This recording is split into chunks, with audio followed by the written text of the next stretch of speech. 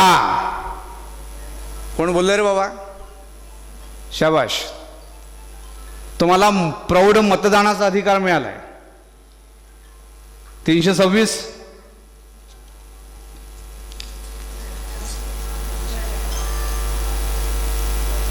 हे शस्त्र म्हणून वापरलं पाहिजे आपण. बाबासाहेबांनी सांगितलं तर शस्त्र म्हणून याचा वापर करा, याचा वापर करा. तुम्हाला मी प्रौढ मतदानाचा अधिकार दिलाय ही लोकशाही निवडण्याकरता.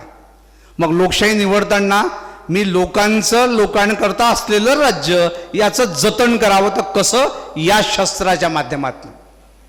अरे काय सुंदर रचना आहे, काय सुंदर रचना आहे. तुम्ही शस्त्र म्हणून याचा कधी प्रभावीपणे वापर करणार आहात का?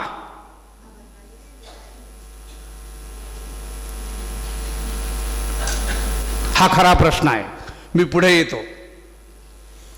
मूलभूत रचनेचा सिद्धांत. आताच बोलणं झालं. केशवानंद भारतीच्या केसमध्ये मूलभूत रचनेचा सिद्धांत मांडला आला. संविधानातल्या मूलभूत चौकटीला हात लावता येणार नाही, सुप्रीम कोर्टाने सांगितलं बजावून. मित्रांनो, यालाही नख लावण्याचा प्रयत्न झाला. हा जो मूलभूत रचनेचा सिद्धांत आहे, 13 जजेसचं बेंच निर्माण करून हे सुद्धा नल करण्याचा म्हणजे झिरो करण्याचा प्रयत्न झाला. बघा, सरकार जिथे आपण म्हणतो मिनिमम गव्हर्नमेंट, इथे मॅक्झिमम असतं. मॅक्झिमम गव्हर्नन्स असलं पाहिजे, पण एकीकडे फक्त बोलायचं आणि करायचं काही नाही. मग एकीकडे काय सांगायचं, तुम्ही आपल्या हक्कांच्या मागणीविषयी विशेष मागण्या करू नका, हक्क मागू नका, कर्तव्यांकडे जा, कर्तव्यांकडे जा. हो, आपली ड्युटी आहे, कर्तव्यांकडे आपण गेलंच पाहिजे. एका नाण्याच्या 2 बाजू आहेत. परंतु आमच्या हक्कांचं काय? आम्हाला तो संविधानाने अधिकार दिला आहे. जर एखादं शासन 10 जून 1950 बाबासाहेबांचं भाषण बघा,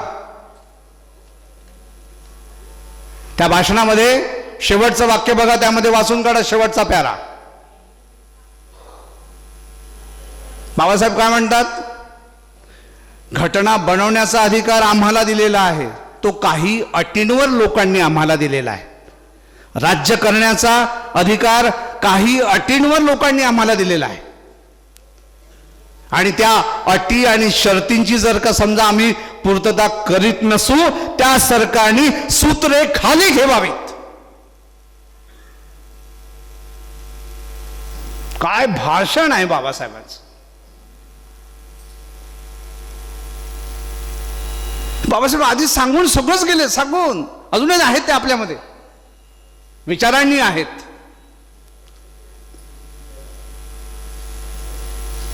क्षुद्र व घातक प्रवृत्ती देशामध्ये बळावणार नाहीत आणि देशामध्ये कोणत्याही प्रकारची दडपशाही होणार नाही. दडपशाही बघा काय म्हटलंय, दडपशाही होणार नाही, याची काळजी लोकांनी घ्यावी.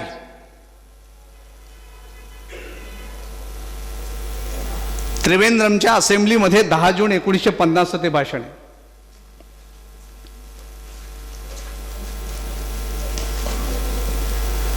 त्या भाषणाचं नाव आहे घटने काटेकोर नियमांचे पालन करावे.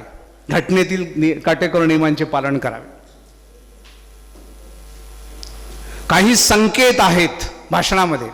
ते म्हणाले काही नीती आहेत संविधानाच्या, त्या नीती आणि संकेताचं जनता आणि सरकार या उभयतांनी पालन करावं. मग आज होतंय का? हा खरा मूलभूत प्रश्न आहे. पुढे मी अनुच्छेद 14 कडे येतो. 14, 15, 16 या कायद्याद्वारे समतेविषयी बाबासाहेब बोलतात, किंवा समता समानतेचे अभिवचन यामध्ये दिलेलं आहे. समानता 15 आणि 16 मध्ये मागासवर्गीयांना आरक्षण दिलेलं आहे आणि समाजाच्या मूळ प्रवाहात सामील करायला मदतीचा हात दिला आहे. मित्रांनो, आरक्षणाविषयी बरीचशी ओरड होते. आता आरक्षण काय दिलं, 15/4 काय म्हणतं, 16/4 काय म्हणतं, आणि नवीन आर्थिक आधारावरती आता दिलेलं आरक्षण,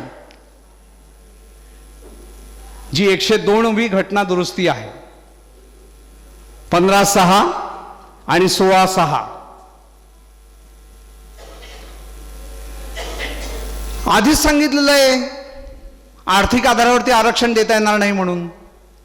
नरसिंहरावच्या सरकारमध्ये 10% आरक्षण देण्याचा प्रयत्न झाला होता, तो त्याच वेळेस सुप्रीम कोर्टाने हाणून पाडला.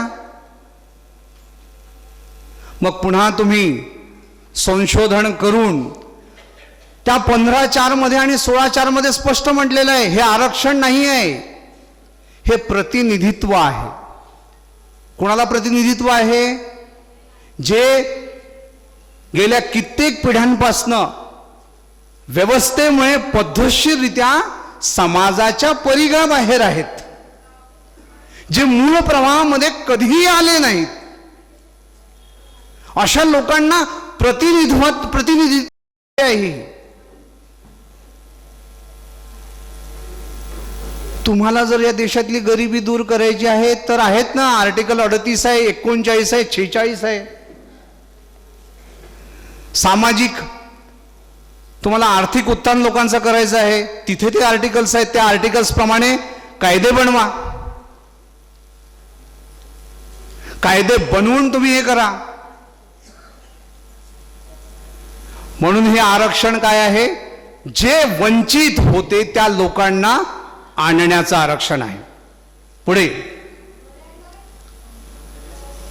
सध्या देशामध्ये समता आणि समरसता हा एक नवा संघर्ष उभा केला जात आहे. बाबासाहेब म्हणतात, मला समतेची अपेक्षा आहे. ती समता निसर्गदत्त विषमता आमच्यामध्ये आहे, निसर्गदत्त विषमता आमच्यामध्ये असू शकते, पण शारीरिक आणि भौतिक विषमताही आमच्यामध्ये आहे. पण मानव निर्मित विषमता मी मान्य करणार नाही. बाबासाहेब म्हणतात, संधीची समता असली पाहिजे, स्टॅटस संदर्भामध्ये, आत्मसन्माना संदर्भामध्ये समता असली पाहिजे, असा आग्रह बाबासाहेब करतात. मी मानव निर्मित विषमतेला मान्य करीत नाही. हे आहे आर्टिकल 14 समतेविषयीचं तत्व. मी तत्वज्ञान सांगतोय तुम्हाला बाबासाहेबांचं, कसं वाचावं प्रत्येक आर्टिकल बरोबर. त्यानंतर अत्यंत सुंदर आता एक जजमेंट आलं, सबरीमालाचं जजमेंट. न्यायमूर्ती धनंजय चंद्रचूड यांनी ते जजमेंट दिलं. आत्ताच आलेलं जजमेंट, ज्या जजमेंटमध्ये तुम्ही वाचन केलं असेल की 10 ते 50 वयोगटातील महिलांना मंदिर प्रवेशाची मुभा नाही.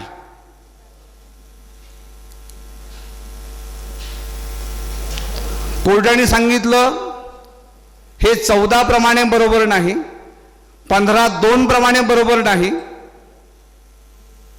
आणि 25 प्रमाणे बरोबर नाही. या महिलांना मंदिर प्रवेश करू द्यावा. सबरीमाला जजमेंटमध्ये पुढे सांगितलं कोर्टाने, फार महत्वाचं सांगतो, आर्टिकल 17 अनटचेबिलिटी. अस्पृश्यता हा आर्टिकल, हे जे अनुच्छेद आहे 25 बरोबर वाचावं. यांनी काय केलं, पवित्रता आणि भ्रष्टता ह्या 2 निकषावरती, म्हणजे काही पवित्र आणि काही अपवित्र असा निकष लावला. असा निकष लावता येणार नाही असं सुप्रीम कोर्टाने सांगितलं. बाबासाहेबांनी स्वतः हे आर्टिकल लिहून अस्पृश्यता पाळणाऱ्यांविरुद्ध गुन्हा, हा गुन्हा हे केलाय, स्वतः लिहिलंय बाबासाहेबांनी. आणि त्याचाच धागा या जजमेंटमध्ये आहे. मित्रांनो, इथे पार्लिमेंटरी डिबेट्स पूर्णपणे डिस्कस करण्यात आलेत. 15 मध्ये 25 मध्ये आणि या पूर्ण जजमेंटमध्ये निव्वळ बाबासाहेब नाही तर महात्मा ज्योतिबा फुलेंना सुद्धा डिस्कस करण्यात आलं. आजही बाबासाहेब आपल्याला प्रासंगिक आहेत हे राज्यकर्त्यांनाही माहीत आहे, न्यायालयालाही माहीत आहे. हे इथे महत्वाचं आहे. पुढे सध्या Puttaswamy justice K E Puttaswamy versus KS versus union of India या केसमध्ये राईट टू प्रायव्हसी, जीवन जगणे आणि व्यक्तिगत स्वातंत्र्य यामध्ये आत्मसन्मान का वादा आहे. आत्मसन्मान म्हणजे काय? प्रत्येकाला आत्मसन्मानाने जगण्याची संधी आहे. हे पुन्हा एकदा या केसमध्ये सिद्ध करण्यात आलं. 19 प्रमाणे, आर्टिकल 19 प्रमाणे आपल्याला वैचारिक मतं मांडण्याचा अधिकार आहे. हे लक्षात ठेवा. नुसतंच वैचारिक मतं मांडायची नाहीत तर आपल्याला एखाद्या सरकारविरुद्ध टीकात्मक बोलण्याचा अधिकार आहे. त्याच्या इकॉनॉमिक पॉलिसीज विषयी टीका करण्याचा अधिकार आहे. आणि याचं एक उत्तम उदाहरण म्हणजे 2015 मध्ये एक जजमेंट आलं दिल्ली उच्च न्यायालयाचं. त्या जज साहेबाचं नंतर काय झालं ते मी सांगतो तुम्हाला. प्रिया पिल्लई विरुद्ध भारत सरकार ही केस आहे. ही लॉयर होती स्वतः.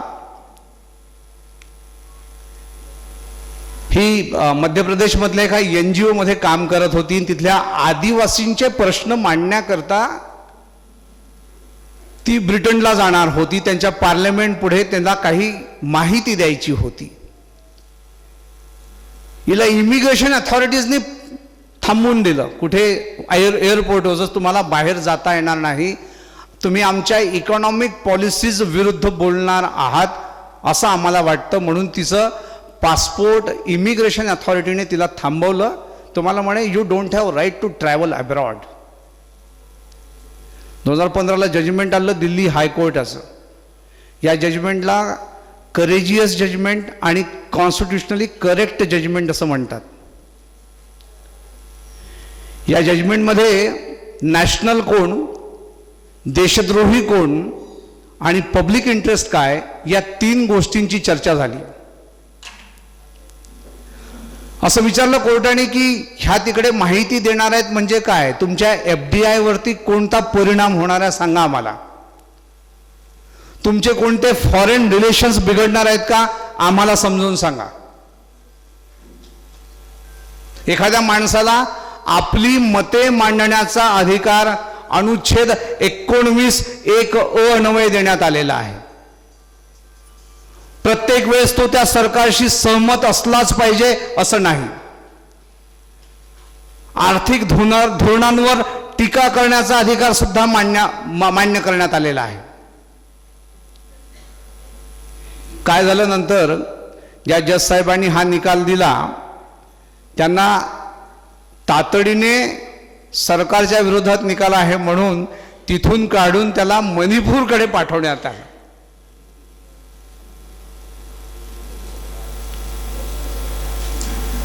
बघा सरकार कसं काम करतं. हे याच केसमध्ये आहे. आपण 21 आर्टिकलकडे वळतो मी पुन्हा. 1978 पर्यंत या आर्टिकलला हे जे अनुच्छेद आहे याला मानवी चेहरा नव्हता. 78 मध्ये यामध्ये बदल झाले. मग आता त्यामध्ये कोणता बदल झाला? 78 मध्ये तोपर्यंत फक्त 21 हे ऍडमिनिस्ट्रेटिव्ह ऍक्शन्स ज्या आर्बिट्ररी आहेत म्हणजे ऐच्छिक आहेत, स्वेच्छेने घेतलेल्या आहेत, त्या ऍक्शन विरुद्ध हे लिमिटेशन होतं सरकारला 21. पण 1978च्या जजमेंट नंतर बदल झाला. आता हे 21 आर्टिकल तुम्ही लेजिस्लेशन जे आहे, जे कायदे आहेत त्याविरुद्ध लिमिटेशन म्हणून वापरू शकता. हा महत्वाचा मानवतेच्या दृष्टिकोनातून हा बदल झाला. त्याला ह्युमॅनिटेरियन ज्युरिस्प्रुडन्स म्हणतात. 78 पर्यंत हा नव्हता. तुम्हाला राईट टू ट्रॅव्हल अब्रॉड पण नव्हतं. हे या केसमध्ये राईट टू ट्रॅव्हल अब्रॉड हे इस्टॅब्लिश झालं. प्रत्येकाला परदेशी गमनाचा अधिकार राहील. एखाद्याचं जीवन घ्यायचं असेल तर कोणतंही प्रोसिजर जे आहे ते फेअर असावं, रिझनेबल असावं, ते जस्ट असलं पाहिजे. हे पुन्हा एकदा या ठिकाणी सांगण्यात आलं. ही मेनका गांधीची केस अत्यंत लिडिंग केस आहे आणि ही मोठी केस आहे. पुढे मित्रांनो, धर्मनिरपेक्षता 25 आणि 28 आर्टिकल, इकडे येतो मी. सध्या सगळ्या धर्माविषयीच वातावरण सगळं गढूळ आहे. आपल्या देशाला स्वतःचा धर्म आहे का, हा माझा प्रश्न आहे. आहे का? मग आपलं संविधान हे कोणतं संविधान आहे? धर्मनिरपेक्ष आहे. मग धर्मनिरपेक्ष हे जर संविधान असेल तर आपण या गुणधर्माला काय केलं पाहिजे? त्याची जोपासना केली पाहिजे, त्याचं पालन केलं पाहिजे. धर्माला धक्का लागेल असं कोणतंही तुम्ही कायदे बनवता कामा नये. कायदा आणला, नवीन दुरुस्ती केली, सीएए. मित्रांनो, सीएची भीती नाही आहे लोकांना. लोकांना भीती कशाची माहिती आहे का? एनआरसीची. सीएची भीतीच नाही आहे. एनआरसी मध्ये तुम्हाला 1971 पूर्वीची सगळ्यांना कागदपत्र दे, सगळ्या जाती धर्मातल्या लोकांना. फार महत्वाची गोष्ट सांगतोय. एनआरसी मध्ये पॉप्युलेशन रजिस्टर नाही का, नॅशनल रजिस्टर बनणार आहे. जे नॅशनल रजिस्टर आहे ना, त्यामध्ये तुम्हाला 71 पूर्वीची कागदपत्र सगळी असतील तर, आता प्रत्येकाकडे असतात का हो? शेतकरी, शेतमजूर, अशिक्षित लोक, कुणाकडे कागदपत्र असणार आहेत? पुन्हा तुम्ही देशातल्या लोकांना रांगेत उभं ठेवणार आहात का? 19 ते 20 लाख लोक आज त्या रजिस्टरच्या आसाममधले लोक बाहेर आहेत. ते नागरिक नाही म्हणजे त्यांना नागरी अधिकार नाही आहेत. तुम्ही विचार करा, तुमचे नागरी अधिकार काढून टाकले, तुमचं काय होईल? Animal existence. माणूस म्हणून आपल्याला हक्क आहेत बाय बर्थ. ह्युमन राईट्स आहेत, मानवी अधिकार आहेत.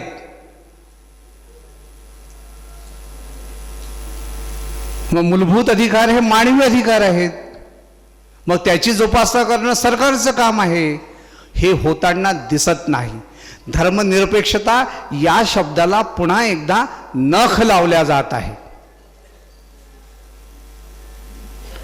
तुम्ही कृपया स्वार्थासाठी या घटनेचा वापर करू नका.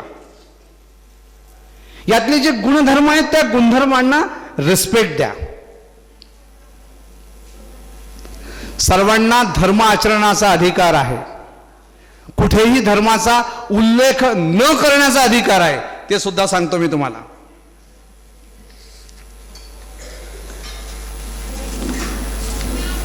याचिका क्रमांक 139/2000 डॉक्टर रणजित सूर्यकांत मोहिते विरुद्ध भारत सरकार.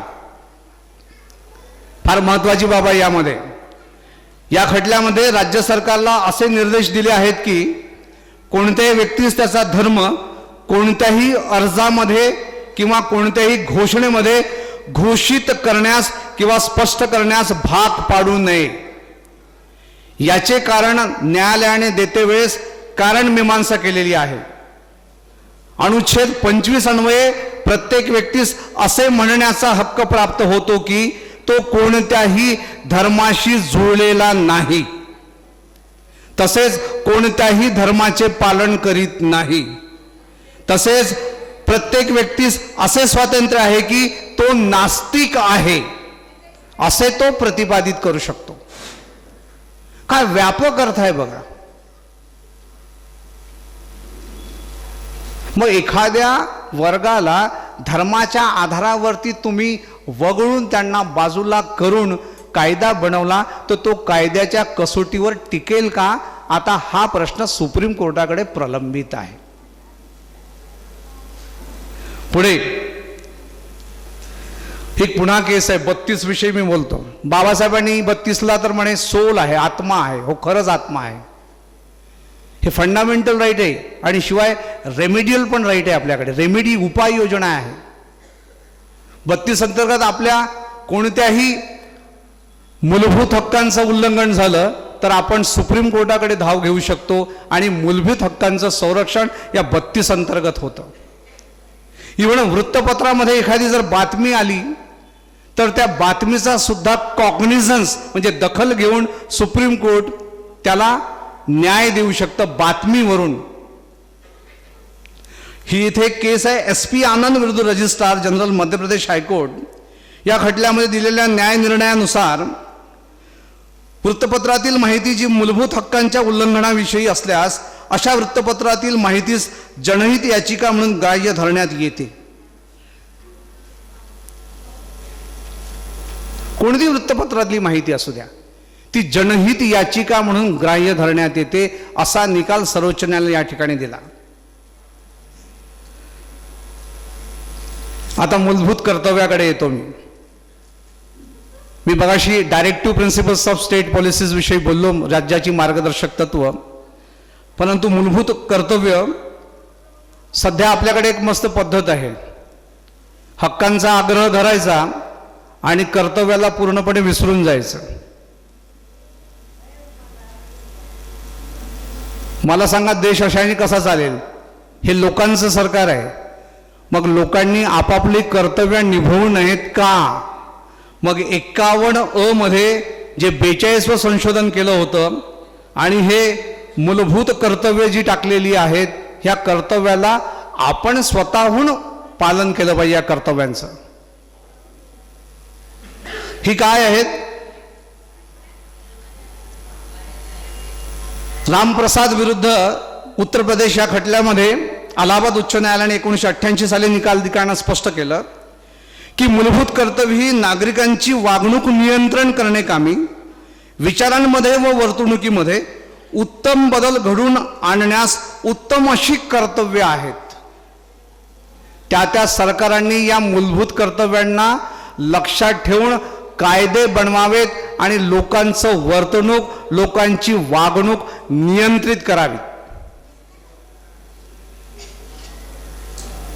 आता आज फार सुंदर गोष्ट आज पुन्हा सांगतो. आज प्रजासत्ताक दिन आहे. आपण सकाळी ध्वजवंदन करायला गेलो.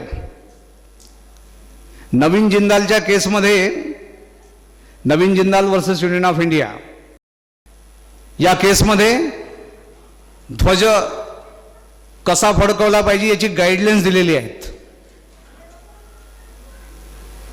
ध्वजाचं कसं रक्षण करावं कसं फडकवलं जावं त्याची गाईडलाईन्स आहेत. पहिल्यांदा आली. कलकत्ता हायकोर्टाने पुन्हा निकाल दिला आणि आपण जे राष्ट्रगीत शाळांमध्ये म्हणतो ते कलकत्ता हायकोर्टाच्या निकालानुसार क्रमप्राप्त झालं सगळ्या शाळांमध्ये. मला सांगा हे कायदे नसते कर्तव्याला अनुसरून तर आपलं आचरण कसं असतं?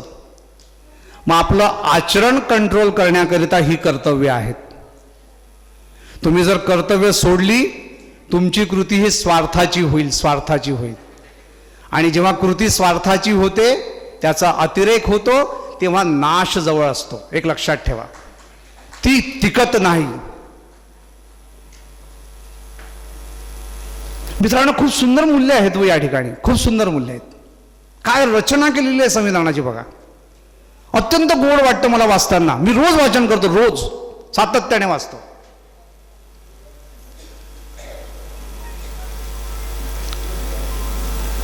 पुढे बघा. नवीन जिंदाल विरुद्ध भारत सरकार या खटल्यामध्ये सर्वोच्च न्यायालयाने राष्ट्रध्वजाविषयी मार्गदर्शक तत्व सांगितली आहेत. कोलकाता उच्च न्यायालयामध्ये राष्ट्रगीत सर्व शाळांमध्ये अनिवार्य केलं आहे. आणि काणेकर साहेबांनी आत्ताच सांगितलं की आपल्याकडे प्रस्ताविकेचं वाचन हे सुरुवातीपासून E.Z. खोब्रागडे साहेबांनी करण्यास सुरुवात केली होती. आणि आज हे सरकार उशिरा उठून म्हणतं की आपण आता परिपाठानंतर वाचूया. हे आधीच सांगितलं होतं. प्रस्ताविकेचं वाचन नुसतं करायचं नसतं तर ते प्रस्ताविका अंगामध्ये भिनवावी लागते. ती नैतिकता आणावी लागेल. नुसतं वाचन करून जमणार नाही. मी हे सांगून जमणार नाही. मला सुद्धा आचरण करावं लागेल. मित्रांनो, कृतीला आचरणाची जोड असावी लागते.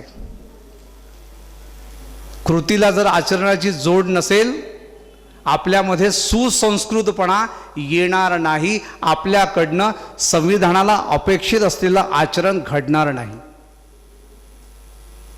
नुसतं सांगायचं, इथून मी जोराजोरात बोंबलायचं आणि आचरण शून्य असेल, उद्या मला लोक बाहेर मारतील, जोडे मारतील. सांगतो मी खरं.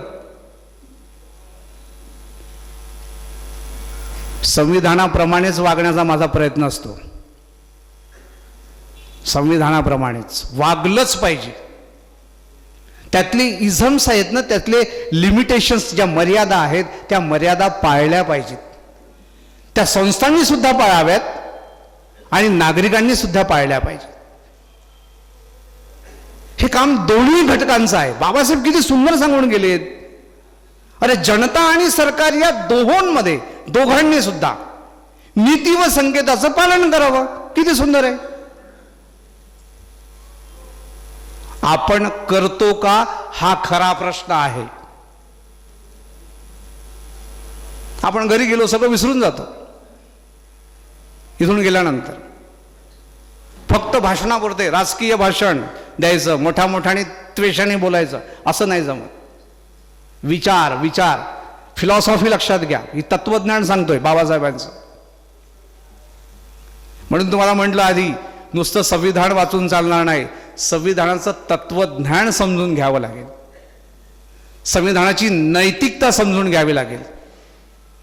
बाबासाहेबांनी इतिहासकार ग्रोटचं नाव घेतलं. इतिहासकार ग्रोट काय म्हणाले? संविधानिक नैतिकतेविषयी बोललेत. लोकशाहीवरती खंबीर विश्वास असून भागणार नाही. पहा, पुढे सांगतो. नैतिकतेविषयी बोलतात. आपण इतरांच्या मनामध्ये या मूल्यांविषयी आणि तत्वांविषयी त्याचं महत्त्व निर्माण केलं पाहिजे. त्या भाषणामध्ये बाबासाहेब म्हणतात, ही निव्वळ ती वरवरची बाब नाही नैतिकता. ही नैतिकता, ही गोष्ट रुजवावी लागेल, रुजवावी लागेल. आणि ही नैतिकता रुजवण्याचं काम उभयतांचं आहे, असं बाबासाहेब म्हणतात. उभयतांचं, सरकार आणि लोक. इव्हन असंही म्हणतात की टीका करा, आपण संयमित टीका करा, परंतु लोकांचा मूल्यावरचा विश्वास उडाला नाही पाहिजे असं वर्तणूक करा. काय बोलून गेले तो, काय बोलतात बाबासाहेब बघा, काय विचार आहे बघा. आपण याचा कधी विचार करणार आहोत का, हा खरा प्रश्न आहे. पुढे घटनात्मक नीती, त्यानंतर 326 मी वयस्कांचा, ते मी 23 सांगितलं होतं सर, 326 आहे ते. मी शेवटच्या माझ्या पॅरावरती येतो आणि पुन्हा एकदा मला या ठिकाणी बाबासाहेबांचाच उल्लेख करावासा वाटतो. फार सुंदर इशारा दिला त्यांनी. लोकशाहीचं तत्व जर सुरक्षित ठेवायचं असेल तर ही जबाबदारी आपल्या बुद्धिजीवी वर्गावर येते अधिक. बाबासाहेब म्हणतात, कारण की हा जो बुद्धिजीवी वर्ग आहे, हा जो बुद्धिजीवी वर्ग आहे, हा नेतृत्व प्रदान करत असतो. लोक यांचं आचरण करत असतात, बाकीचे लोक. म्हणून या देशाचं लोकशाही जर सुरक्षित ठेवायची असेल तर त्याची जबाबदारी ही या बुद्धिजीवी वर्गावरती, इथले शिकलेल्या वर्गावरती अधिक आहे. पुढे बाबासाहेब असं म्हणतात, इशारा दिला त्यांनी, शेवटचा इशारा. या देशातले लोक बघा किती संयुक्तिक आहे, किती संयुक्तिक आहे. या देशातले लोक जर पंथ आणि पक्षाच्या विचारधारेला मोठे मानायला लागलेत तर हा देश पुन्हा एकदा आपलं स्वातंत्र्य गमावून बसेल आणि हा पुन्हा देश एकदा पारतंत्र्यात जाईल. असे होऊ नये म्हणून या देशाच्या रक्षणासाठी आपण रक्त सांडलं पाहिजे. काय विचार आहे. तुम्ही पंथ आणि पक्षाला एवढं मोठं करू नका. संविधानाचा विचार हा पुढे आला पाहिजे. बाबासाहेब म्हणतात संविधानाची नीती, मूल्य, उद्दिष्ट ही लक्षात घ्या. म्हणून त्यांनी म्हटलं शेवटी मी प्रथमतः भारतीय आहे आणि शेवटीही मी भारतीयच आहे. अत्यंत शांततेने आपण पूर्ण मला जेवढा वेळ मिळाला, सरांनी मला सांगितलं होतं की चिमुरकर म्हणे आपको जितनी बात करनी आप रखो. मी बाबासाहेबांच्या फिलॉसॉफी सहित थोड्या घटनांचा उल्लेख मी या ठिकाणी केला. मी पुन्हा एकदा आपणा सर्वांना सप्रेम जयभीम करतो, वंदन करतो आणि या ठिकाणी माझ्या मार्गदर्शनाचे मला जे वेळ दिलं सर, आपण बोलावलं काणेकरजी, त्याविषयी आपले मनापासून आभार. आणि सर, राजन सर, ज्यांचा मी चेला आहो, मुळात मी PhD सुद्धा करत आहो त्यांच्या मार्गदर्शनाखाली, तर सरांचे मी सुद्धा आभार मानतो.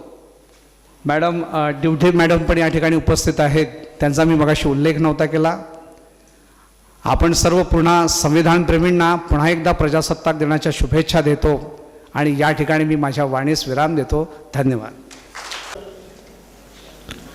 आपण डॉक्टर बाबासाहेब आंबेडकरांचं तत्वज्ञान आणि विविध न्यायालयाचे जजमेंट यांचे दाखले देऊन आजच्या विषयाला न्याय दिलं. यानंतर आजच्या कार्यक्रमाचे अध्यक्ष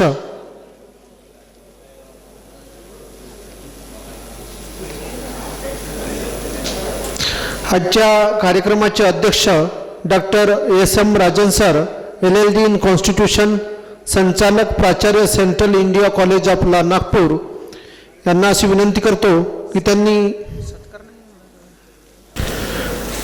बहुजन विद्यार्थी संघाच्या काही विद्यार्थ्यांमध्ये मगाशी अनुपस्थित असलेले निकेश भैसारे, ज्यांना रेल्वेमध्ये नोकरी लागली, ते या ठिकाणी उपस्थित झालेले आहेत. त्यांचा भाऊ या ठिकाणी उपस्थित आलेला आहे. मी विचार मंचावरील पाहुण्यांना असं विनंती करतो की त्यांना सन्मान चिन्ह व भारताचे संविधान देऊन त्यांचा सत्कार करावा.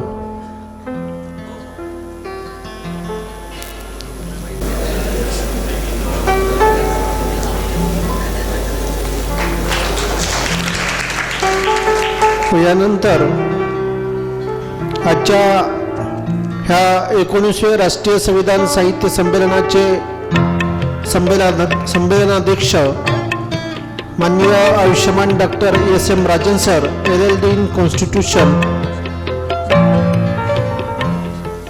हे त्यांची या 19व्या साहित्य संमेलनाचं जो भाषण देणार आहेत, त्या भाषणाची पुस्तकसुद्धा आपण या ठिकाणी प्रिंट केलेली आहे.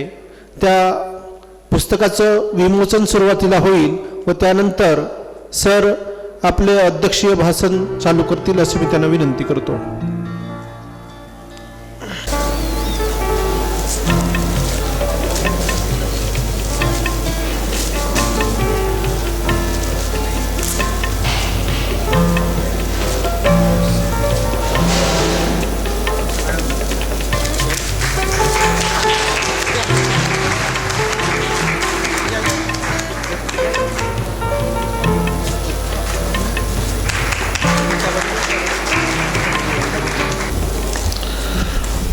जब अध्यक्ष भाषण में आते हैं, आधा मैदान साफ हो जाता है.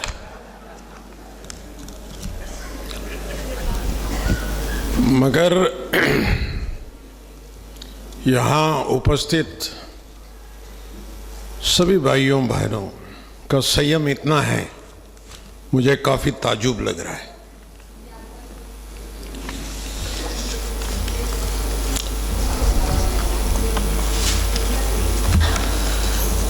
इकहत्तर व गणतंत्र दिवस के उपलक्ष्य में मैं आप सभी को हार्दिक बधाई देता हूं। माननीय professor Kanekar ji, Devte madam, professor Chimurkar, mister Iyer, mister Sandeep, Lakhandur के तमाम माननीय भाइयों और बहनों, मुझे बहुत खुशी हुई आपके सामने आज मैं मौजूद हूं।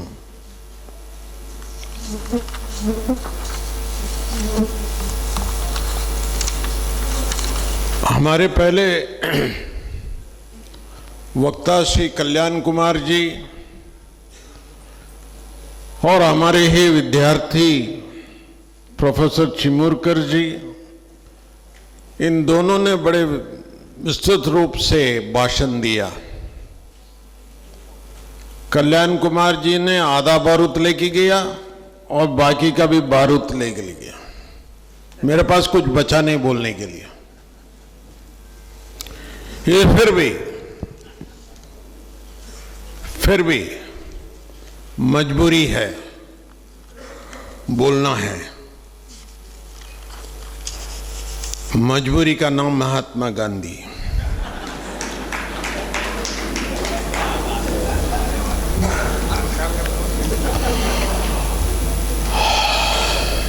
ज्यादा वक्त नहीं लूंगा, मुझे इंसल्ट नहीं करना। संक्षेप में मैं बात करूंगा। अगर मैं भी वक्ता के रूप में रहता और पहले भाषण में आता तो मैं भी रगड़ देता चिमुरकर जी जैसा 1.5 घंटा 2 घंटा।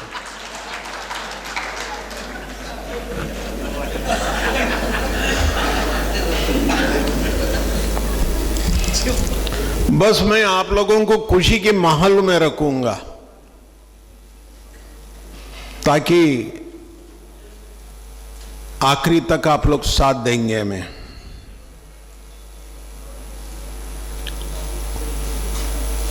1947 में देश आजाद हुआ। डॉक्टर बाबा साहब अंबेडकर ने कहा,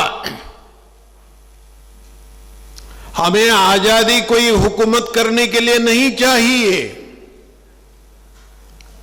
हमें आजादी कोई संपत्ति प्राप्त करने के लिए नहीं चाहिए, हमें आजादी चाहिए मानव को मानव का दर्जा देने के लिए, मानव को श्रेष्ठ दर्जा देने के लिए।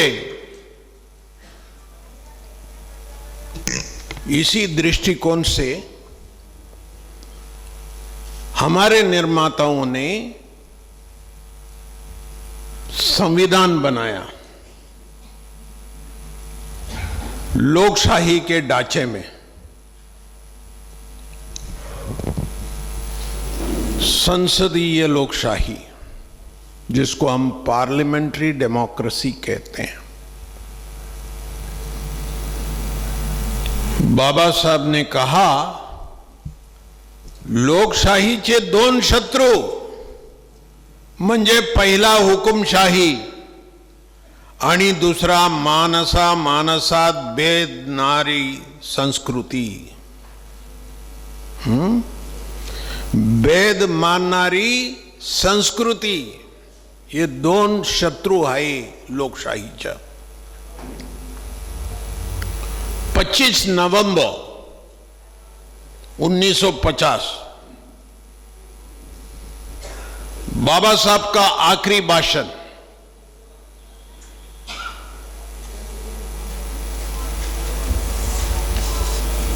तो उन्हें बहुत चिंतित थे वो भाषण देते समय में।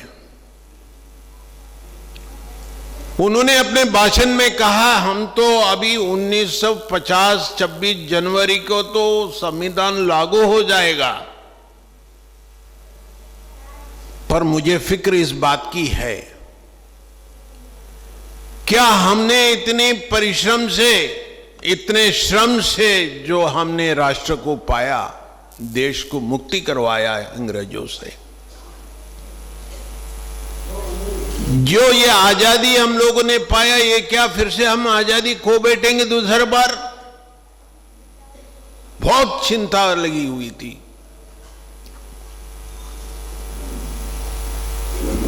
तो उन्होंने, जब इंसान ज्यादा चिंतित होता है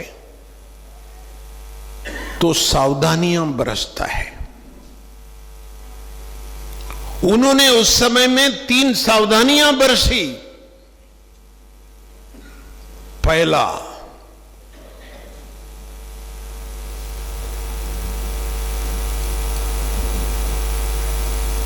सामाजिक और आर्थिक उद्देश्यों को पाने के लिए लड़ना होगा, मगर वो लड़ाई संवैधानिक होनी चाहिए। दोस्तों, मैं इसलिए बता रहा हूं, उन्होंने कहा जब constitutional methods are available, why we should resort to unconstitutional methods? सोचिए, जब संवैधानिक तरीका आपके पास में है लड़ाई करने के लिए, तो असंवैधानिक माध्यम से लड़ाई क्यों करने चाहते हो भाई? मेरा यह मानना है। चिमुरकर जी ने, किसका मोबाइल है आपका? अच्छा, चिमुरकर जी ने कहा नागरिकता के ऊपर में आज देश में दंगा और फुसल चल रहे हैं। जहां देखो वहां टीवी खोलो तो बस सवेरे से शाम तक कोई चला रहे, कोई बस चला रहा है, कोई मार खा रहा है, पुलिस से झगड़ा हो रहा है, किसी का सर फूट रहा है। तो मेरा यह कहना है, नागरिकता जो कानून लाया सरकार ने, ये वैधानिक है, ये अवैधानिक है, ये आप और हम क्या डिसाइड करेंगे? सरकार और हमारे बीच में, जनता के बीच में अगर तकरार है तो संविधान क्या कहती है? संवैधानिक तरीके से आपको हल ढूंढना होगा। इसलिए सरकार के 3 अंक है, विधायिका, कार्यपालिका और न्यायपालिका। विधायिका और कार्यपालिका जब अपने लक्ष्मण रेखा को पार करते हैं तो वहां छड़ी लेकर एक वॉचमैन खड़े रहता है। उस वॉचमैन को हम न्यायपालिका कहते हैं।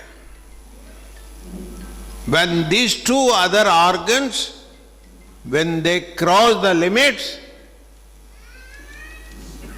then judiciary comes in the picture. तो आप सचमुच संविधान पर विश्वास करते हो तो आपको संविधान में बताया गया तरीका के माध्यम से अपने तकरार का निवारण ढूंढना होगा। बाबा साहब कभी नहीं बोले सत्याग्रह करो, क्रांति करो, नहीं, उन्होंने बोला ये सबसे कुछ होने वाला नहीं। 5 साल में एक बार तुम चुन कर लाते हो ना, तब तुम बताओ क्या करना है उस भ्रष्ट नेताओं का। मगर ये क्या बात है, बस को जलाना, लोगों को मारना, किसने सिखाया भाई? बाबा साहब के लोग ये नहीं कर सकते हैं, इसलिए तो उन्होंने बुद्ध को अपना देवता माना है। बुद्ध को इस तो माना है कि वो अहिंसा के मार्ग में जाए। इसका मतलब नहीं है कि आप अन्याय को सहोगे। अन्याय करने वाले से ज्यादा अन्याय को सहने वाला ज्यादा दोषी है ना। इसलिए ये जो तरीका है अवैधानिक तरीका, इस पर नहीं जाएंगे। कानेकर जी, मेरी बात से आप सहमत है? हमारे पास में कोर्ट है, सुप्रीम कोर्ट के सामने 160 पिटीशंस लगी हुई है। नागरिकता कानून वैधानिक है या नहीं है, इसका निर्णय के लिए सुप्रीम कोर्ट के सामने 160 पिटीशन लगी हुई है, उसमें सुनवाई चल रही है।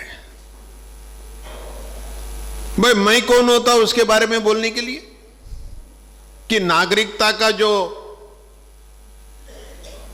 बात है वो बराबर है नहीं है?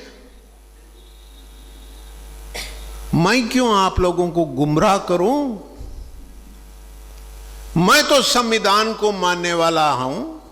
संविधान में दिया है, आपको अगर शिकायत है तो आप जाइए कोर्ट के सामने, कोर्ट से निर्णय लीजिए। जब संविधान को मानने वाला ऐसा ही करेगा। मैं बस को जलाऊंगा नहीं, गाली नहीं दूंगा, क्यों करूंगा? मैं पिटीशन लगाऊंगा और निर्णय लूंगा। सुप्रीम कोर्ट में बैठे हुए हैं ना, जजेस बैठे हुए हैं। कोई बोलता है यार जजेस क्या बराबर थोड़ी न्याय देता है। हाँ, ऐसा बोलने वाले मैंने सुना है। हमारे जजेस तो भ्रष्ट लोग हैं, हमारे जजेस तो ऐसे, उनको तो अकल नहीं है, मूर्ख लोगों बैठा गया। सही बात है। मेरे एक विद्यार्थी ने सवाल किया, बहुत अच्छा सवाल किया।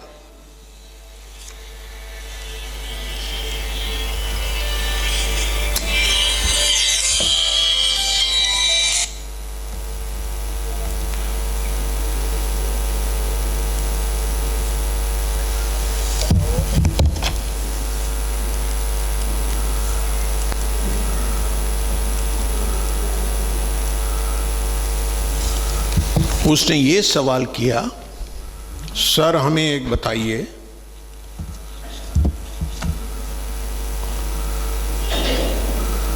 तीन कोर्ट है, सबऑर्डिनेट कोर्ट, हाई कोर्ट और उसके ऊपर में सुप्रीम कोर्ट। तीनों कोर्ट में जजेस होते हैं। डिस्ट्रिक्ट कोर्ट का एक जज होता है, हाई कोर्ट का जज होता है और सुप्रीम कोर्ट का जज होता है। अब तीनों जजेस पढ़े लिखे लोग हैं, क्वालिफाइड लोग हैं। ऐसे तीनों लोगों को चयन किया गया है। तो उस विद्यार्थी ने मुझे सवाल किया, सर जब जो आईक्यू लेवल है, इंटेलिजेंट क्वेश्चन बोलते हैं, दिमाग, ये आईक्यू लेवल ये तीनों जजेस का तो बराबर है। हम ये नहीं बोल सकते हैं कि नीचे के कोर्ट का जज को कम अकल है, हाई कोर्ट वाले को थोड़ा उससे ज्यादा अकल है, और सुप्रीम कोर्ट का जो जज को तो सर्वोच्च न्यायालय सर्व बहुत बड़ा ज्यादा अकलमंदी है। नहीं, ये तर्क नहीं चलेगा। उसका कहना है तीनों का आईक्यू यानी इंटेलिजेंट क्वेश्चन कहते हैं अंग्रेजी में, तीनों का बराबर है और कानून भी तीनों के लिए बराबर लगता है। जो सीपीसी में जज जो डिसाइड करता है वो हाई कोर्ट भी सीपीसी रेफर करता है, सुप्रीम कोर्ट भी सीपीसी रेफर करता है। सीआरपीसी एक ही कानून है, वो तीनों कोर्ट में एक ही कानून है। ऐसा नहीं कि सुप्रीम कोर्ट के लिए अलग सीआरपीसी है या हाई कोर्ट के लिए अलग सीआरपीसी है। तो जब कानून एक है, दिमाग की स्टेटस आईक्यू जब एक है, इसके बावजूद सर ये जजमेंट इनकी अलग अलग क्यों होती है? आप लोगों के दिमाग में आया ना ये बात?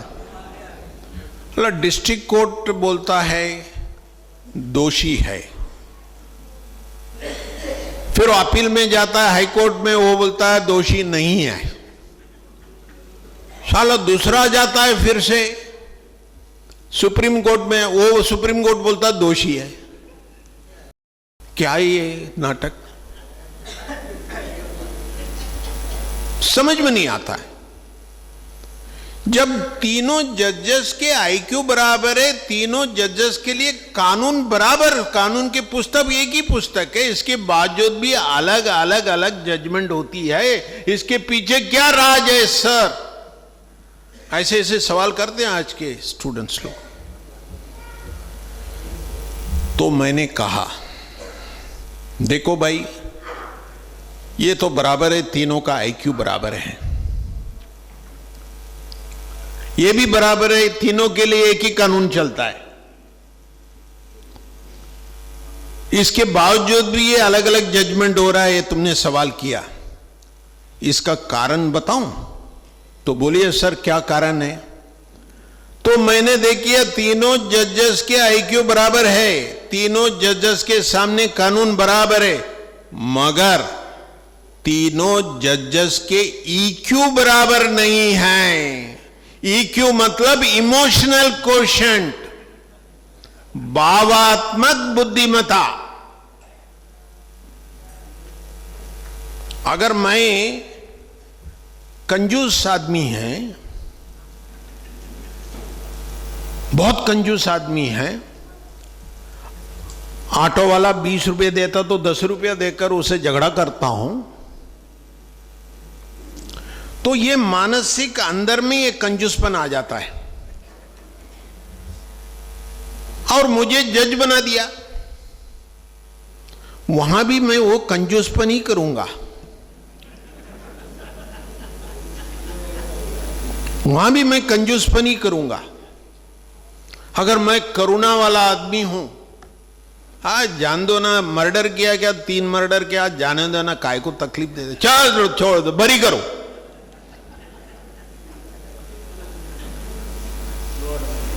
तो इसलिए ईक्यू, इमोशनल क्वेश्चन, भावात्मक बुद्धिमत्ता, ये अलग अलग इंसान का, यहां भी जितने लोग बैठे हैं सबकी सोच अलग अलग है, एक सोच नहीं है, अलग अलग सोच है। इसलिए तो कहते हैं कानून गधा है।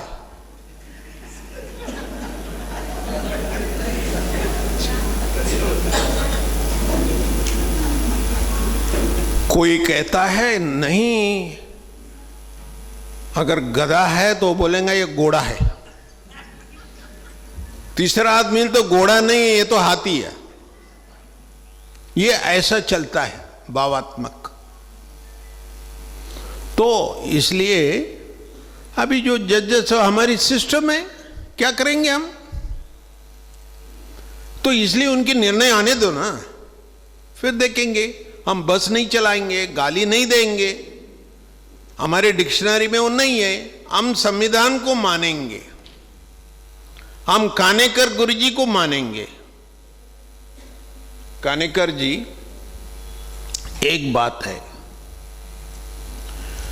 आपने आपके निमंत्रण में एक आपका कोटेशन छापा है। वो कोटेशन क्या बोलता है?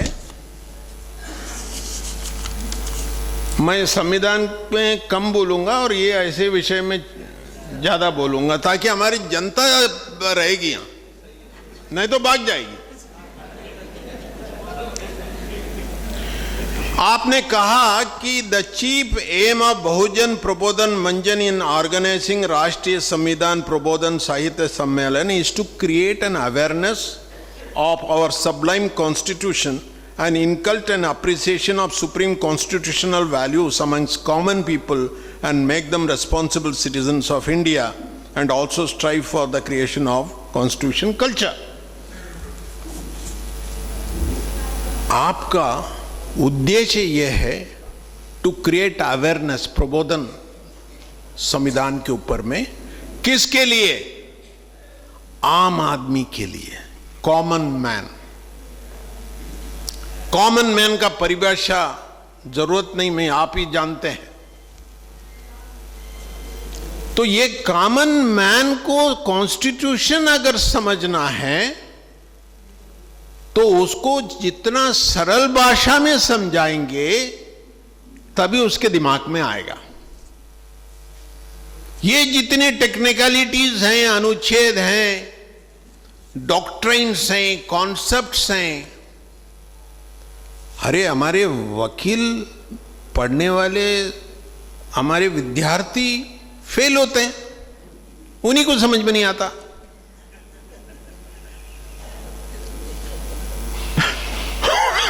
उसका कारण यह है हमारे टीचर्स भी उनको सरल भाषा में समझाते नहीं। तो ये 19वां राष्ट्रीय संविधान साहित्य सम्मेलन है। मैं आपसे ये गुजारिश करूंगा कि जितना सरल भाषा में हमारे जनता को, आम आदमी को, जो पढ़े लिखे हैं तो मालूम है, और जितने पढ़े लिखे रहते ना उतने मूर्ख होते हैं।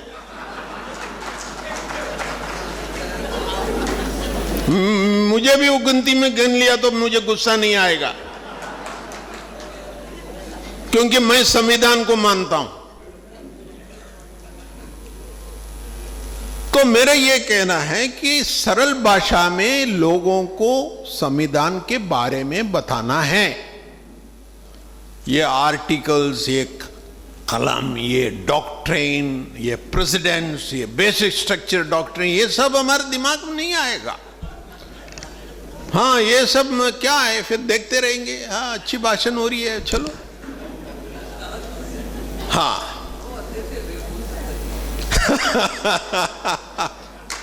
सही बात है। एक सज्जन, एक उस जमाने में कथाएं होती थी गांवों में, एक रामायण की कथा सुनने गया। रात पूरा कथा चलती है, सुना और सवेरे उसको सवाल किया एक ने, कहां गए थे भाई? अरे मैं तो प्रवचन सुनने गया था। अच्छी बात है,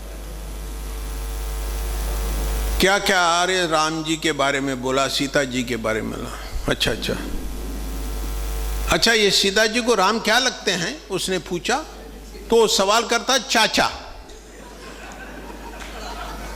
साला रात पूरा रामायण सुना। तो ऐसा नहीं होना चाहिए।